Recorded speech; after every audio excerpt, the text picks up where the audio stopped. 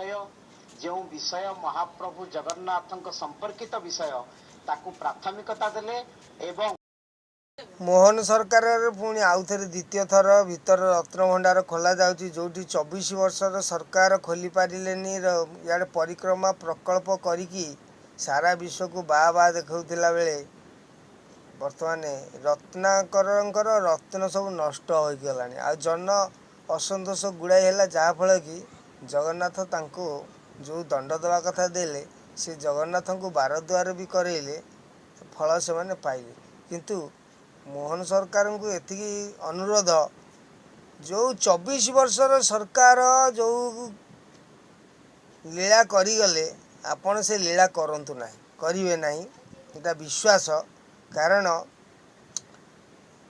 24 वर्ष जो सरकार चलेले से विवाहित हुआ अविवाहित हुआ जड़े मंत्री को छाड़देले खाली नवीन बाबू को छाड़देले आतीक सब मंत्री आनी थिले हाँ साधारण लोकर असाधारण भाषा ये देख सब दीटा तीन तीनटा चार चारटा स्त्री आ स्वामी कर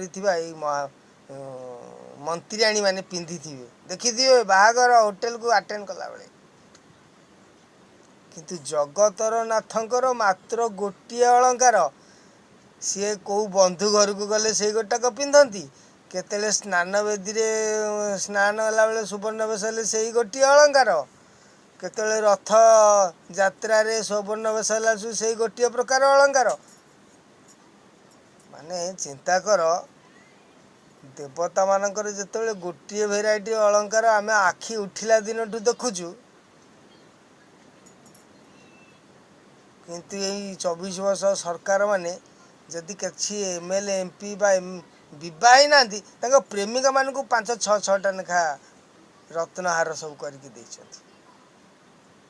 खाली गोटे पर नवीन बाबू को छाड़देला आ समस्त कहीं जगन्नाथंकर जी जगतर नाथ बा स्वामी तांकर कौन रत्न अभाव एते द्वितीय दीटा तीनटा प्रकार क्वालिटी परिवर्तन रत्नर हार से पिंधि पारे सुवर्णर मुकुट से पिंधि पारे से गोटे भेराइटी साधारण लोक ता चक्षुरे से देखी देखी आसला से जो जगन्नाथ बलभद्र सुभद्रा जो किरटी बा मकुट जो होता ता देहरे केतेटा भांगिकी रहा कि लज्जार कथा ओडिशा सरकार सारा जगत नाथ को जगत रे विख्यात बोलौथिले देखिबो 20 वर्ष तलरे से सब भांगी जाइथिला भंगा अलंकार पिंधुथिले साधारण लोक ये आखिरे देखी एबे ताकू प्रतिकार कर दिया जाइछि कहीं आउ किछि डिजाइन कर कहीं जुग को जुग यही मत परमानंद जगते जदि जुग को जुग नहीं कि लीला खेला चली ताले 2023 कौन जहाँ खेला होता 24 से हे ना परिवर्तन से परिवर्तन कर आ गोटे प्रकार डिजाइन हो हाँ तांकर हवा दरकार कारण जो सरकार थिला से सरकार कही बोलिला बर्तमान चाबी नहीं चाबी काठी डुप्लिकेट चाबी साधारण लोक भल भाव जानी चाबी डुप्लिकेट नुह माने चाबीर काठीटा डुप्लिकेट नुह कहले डुप्लिकेट काठी मिली ना भाई सेटा ओरिजिनल काठी कारण साधारण लोक पाखे चाबी काठी अच्छी किंतु आउ जड़े जदि चाबी चेंज करदेव काठीटा को मु धरिकी शोथी ताले चिंता कल मो जिते तार दिन जा मोर घर चाबीटा खोलुनी ताले एथरे डुप्लिकेट किए मु तो ओरिजिनल चाबी पकईली मो पाखे चाबी रहा आउ जड़े चोर से चाबी की भांगी मु कौन कला आउ गोटे नुआ चाबी पकईदेला जहाँफल कि मोर जोटा ओरिजिनल चाबीटा सेटा डुप्लिकेट हो गला ना से जो चाबीटा डुप्लिकेट हो गला किंतु मो पाखे जो काठीटा रही सेटा ओरिजिनल थिला चोर ताकू चेंज करके तार सी तार चाबी नहीं कि पलि तेणु यही मंत्री एमएलए एमपी माने जो हरण करिले 24 वर्ष भितर भुआ बुलेले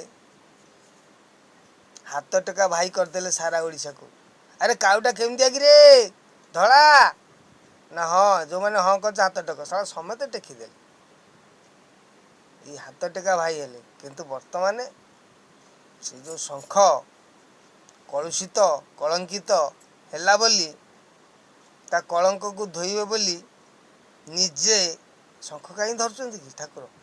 ସେ ଶଙ୍ଖର କଳଙ୍କକୁ ଧୋଇବା ପାଇଁ।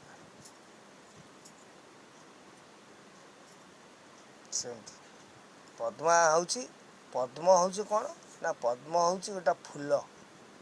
ଫୁଲଟା ହେଉଛି ପ୍ରୀତି ସ୍ନେହ ଶ୍ରଦ୍ଧାର ଭାବନା। ପଦ୍ମ ଦ୍ୱାରା କାହା ସାଙ୍ଗରେ ଯୁଦ୍ଧ କରାଯାଏନି।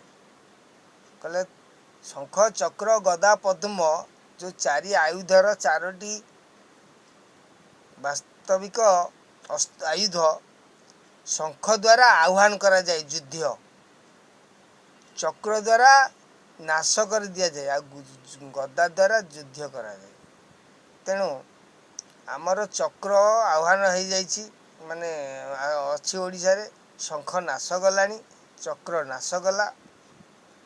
ଏବେ ଆସିଛି ପଦ୍ମ। ପଦ୍ମ ହେଉଛି ସ୍ନେହ ଶ୍ରଦ୍ଧାର ପ୍ରତୀକ ବା ପୁଷ୍ପ। ଅବିକା ବିଜେପି ସରକାର, ବିଜେଡ଼ି ସରକାରର ଯେତିକ ସବୁ କୁଜି ନେତାଠୁ ଧରିକି ସମସ୍ତଙ୍କୁ ସେ ସ୍ନେହ ଶ୍ରଦ୍ଧା କରିବେ, ଆଉ ସମସ୍ତଙ୍କୁ ଏକ ଲକ୍ଷ ଏକ ଲୟରେ ଦେଖିବେ। କିନ୍ତୁ ବିଜେଡ଼ି ଯେତେବେଳେ ଶାସନ କରୁଥିଲା, ପଦ୍ମକୁ ବା ପଦ୍ମ ଦଳ ପ୍ରତି ଖାଲି ଗାଁ ଗଣ୍ଡା କଥା ମୁଁ କହୁଛି, ମାନେ ଏମିତି ଇଏ କରୁଥିଲେ, ସତିକା ତାଙ୍କୁ ପାଣି ନିଆଁ ସବୁ ବାଛନ୍ଦ କରୁଛନ୍ତି। ଆଜି ଯାକେ ସେମାନେ ତଳିତଳାନ୍ତ ହେଇ ଅବସ୍ଥାରେ ଅଛନ୍ତି, ଯାହାଫଳରେ କି ସେଇ ତାଙ୍କୁ ଖଣ୍ଡେ ଘରଟିଏ ବି ଦେଉନାହାନ୍ତି, କି ପାଇଖାନାଟିଏ ଦେଲେନି, କିଛି ଦେଲେନି। ତେଲିଆ ମୁଣ୍ଡରେ ତେଲ କରିକି ରଖିଲେ। ମାନେ ଏଭଳି ହାରାମି ସରକାର ଗୋଟେ ଓଡ଼ିଶା ଭୂମିରେ ଜନ୍ମ ନେଇକି ଏଭଳି ଶାସନ କରିବ, ତ ଲେଖା ଥିବ, ନହେଲେ କି ଏ ଜିନିଷ ହବନି। କିନ୍ତୁ ଏମିତି କଳଙ୍କିତ କରିଦେଲେ। ଓଲେ ଓଲେ ବଲେ ବଲେ ହୋଟେଲ ସୁଇମିଂ ପଏଣ୍ଟ ତମମାନଙ୍କୁ ଘର କରିବାକୁ ଦିଆଗଲା, ତମେ କ୍ୱାର୍ଟର ଦିଆହେଇଛି, ତମେ କ'ଣ ତା ଭିତରେ କେଳେଙ୍କାରୀ କରିକି ପଲଙ୍କ ସେବା କରୁଛ? ଯଦି ପଲଙ୍କ ସେବା କରିବାର ଥିଲା ତମେ ତମ ଘରେ କରିଥାନ୍ତ। ସରକାର ଜମିରେ ସରକାର କ୍ୱାର୍ଟରରେ କରିବାର ନାହିଁ। ତାମାନେ ଏତିକ ଏଇ ଶଙ୍ଖ ଦଳରେ ସବୁ ଏ କାମ କଲେ। ଆଜିଠୁ ଆଗକୁ ଯେଉଁ ସରକାର ଥିଲା, ଓଡ଼ିଶାରେ ଅନେକ ବର୍ଷ ଶାସନ କରିଛି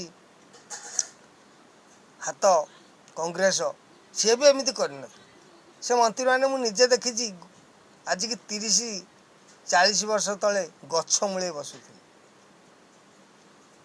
ହଁ, ଏମିତିକି ବିଜୁ ପଟ୍ଟନାୟକ, ଯିଏକି ନବୀନ ବାବୁଙ୍କର ବାପା, ସିଏ ବି ଗଛ ମୂଳେ ବସିଥିଲେ। ସାଧାରଣ ଲୋକ ଏଇ ଆଖିରେ ଦେଖିଛି ପ୍ରମାଣ ସ୍ୱରୂପ।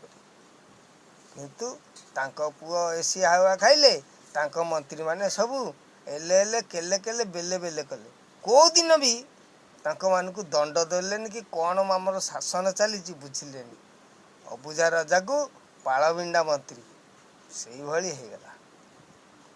ହଉ ଭାଇମାନେ, ସାଧାରଣ ଲୋକର ଆଜି ଅସାଧାରଣ କଥା ହେଲା କ'ଣ, ଜଗନ୍ନାଥଙ୍କର ଯେତିକ ରତ୍ନ ଭଣ୍ଡାର ଅଛି, ରତ୍ନ ଭଣ୍ଡାରରୁ ସୁରକ୍ଷିତରେ ରତ୍ନ କଢ଼ାଯାଉ, ଆଉ ସେଇ ରତ୍ନକୁ ନେଇକି ଆଉ କିଛି ନୂତନ ଅଳଙ୍କାର ବିଭୂଷଣ ହେବା ପାଇଁକା ପ୍ରଭୁଙ୍କର ଆଉ କିଛି ଅଲଗା ତିଆରି ହେବ। କାହିଁକି ନା ଆମେ ଯଦି ସାଧାରଣ ଲୋକ ଗୋଟେ ମାଳିଟା ପିନ୍ଧିଛେ, କାଲି କୁଆଡ଼େ ଯାଉଛେ ଗୋଟେ ଚେନ୍ଟା ପକେଇକି ଯାଉଛେ,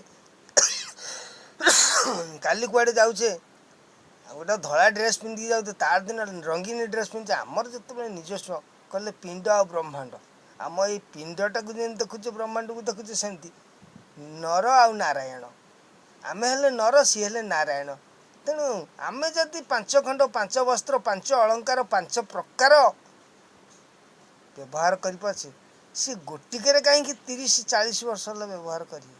ତେଣୁ ଏ ମୋହନ ସରକାରଙ୍କୁ ମୋର ଅନୁରୋଧ, ଜଗତର କହିଲେ ପ୍ରାଣୀଙ୍କ ଆରତ ଦୁଃଖ ଅପ୍ରମିତ, ଦେଖୁ ଦେଖୁ କେବା ସହୁ, ମୋ ଜୀବନ ପଛେ ନର୍କେ ପଡ଼ିଥାଉ, ଜଗତ ଉଦ୍ଧାର ହେଉ। ଯଦି ଜଗତର ମଙ୍ଗଳ ହେବ ନା, ତା ଭିତରେ ତୃଣ ତରୁ ଲତା କୀଟ ପତଙ୍ଗ ସହ ସମସ୍ତଙ୍କର ମଙ୍ଗଳ ହେବ ନା। ତେଣୁ ଆଉ କିଛି ଅଳଙ୍କାର ବ୍ୟବସ୍ଥା କରାଯାଉ, କାରଣ ଏ ନେତ୍ର ଗୋଟିଏ ରୂପ ଦେଖି ଦେଖି ଆଉ ଅରୂପକୁ ଦେଖିପାରୁନି। ତେଣୁ ଅରୂପ ଦେଖିବାର ଅଛି। ଜାଣିବା ଲୋକ ଜାଣିପାରିବେ ପ୍ରଭୁ। ରଖୁଛି ଭାଇ, ସାଧାରଣ ଲୋକ ଅସାଧାରଣ କଥା। ଭିଡ଼ିଓ ଦେଖିବେ, ସେୟାର ଲାଇକ୍ କରିବେ। ଚିନ୍ତାରେ ଚେତନରେ ଯାହା ଚିନ୍ତା ହେଲା ଭବିଷ୍ୟତକୁ ସେଇଟା କହିଲି। ରଘୁନାଥ ବେଶ ଆଗକୁ ବି ହବାର ଅଛି। ହଉ, ସେୟାର ଲାଇକ୍ କରିବେ ମୋ ଭାଇମାନେ। ସାଧାରଣ ଲୋକ ପୁରା ଅସାଧାରଣ କଥା କହିଲି, ଆପଣ ଚିନ୍ତା କରିବେ। ରଖିବା ନା।